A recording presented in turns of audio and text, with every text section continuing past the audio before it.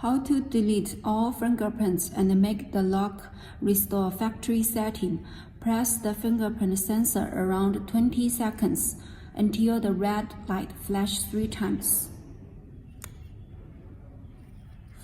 Red light flash 3 times.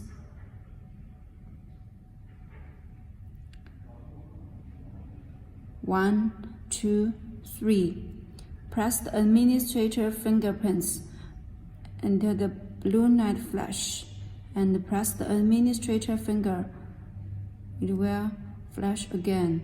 The red and okay. It means that all the fingerprints are deleted, and if it restores factory setting, it can be unlocked by any finger.